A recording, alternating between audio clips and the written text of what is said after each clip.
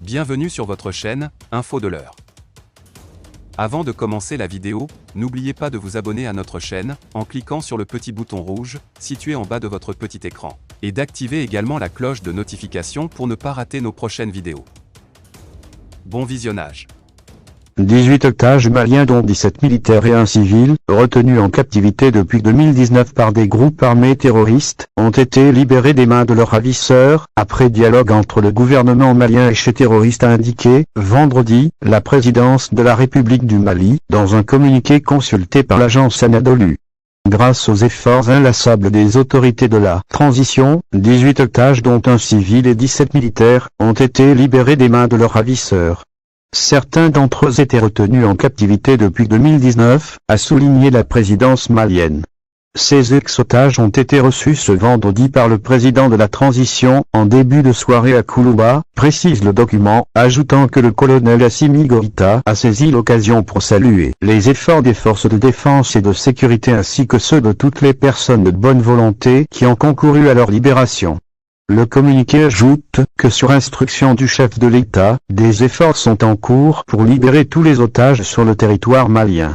Le colonel Sadio Camara, ministre de la Défense et des anciens combattants, a pour sa part indiqué qu'aujourd'hui est un jour heureux et synonyme d'espoir pour nous. Nous venons d'assister à la libération de quelques militaires et d'un civil.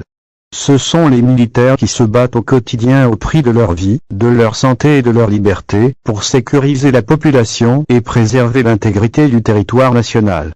Camara précise qu'il est normal en retour que l'État fasse tout pour soulager les militaires et tous les otages qui ont été capturés par des groupes armés terroristes, ajoutant que ce sont des militaires qui étaient détenus par les groupes armés terroristes, après qu'ils ont été enlevés au centre et au nord du pays depuis 2019 pour certains. Depuis 2012, le Mali est confronté à une crise sécuritaire exacerbée par des revendications séparatistes et des attaques terroristes, notamment dans le nord, le centre et le sud du pays.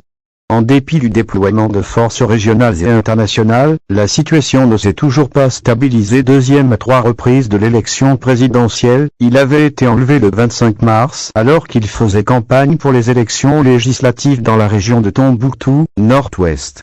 Alors chef de l'opposition, son rapt a par sa portée symbolique révélé les failles d'un État et de son président. Lire aussi coup d'État au Mali. La France en échec. Soumaïla Cissé a rapporté que le lendemain de l'investiture du nouveau président de transition, il est allé faire une vidéo à la demande de ses ravisseurs pour donner signe de vie. Il y a vu le signe que le président a été efficace, a réagi très rapidement. Avec ces libérations, les nouvelles autorités de la transition peuvent se prévaloir d'une réussite spectaculaire, même si les détails de l'opération, l'identité des dizaines de prisonniers libérés et les répercussions sur les relations entre le pouvoir et le XIM, groupe de soutien à l'islam et aux musulmans, restent à établir. En retrouvant sa liberté, Soumaïla Cissé peut quant à lui reprendre sa place dans la sphère politique en vue des élections prévues dans un délai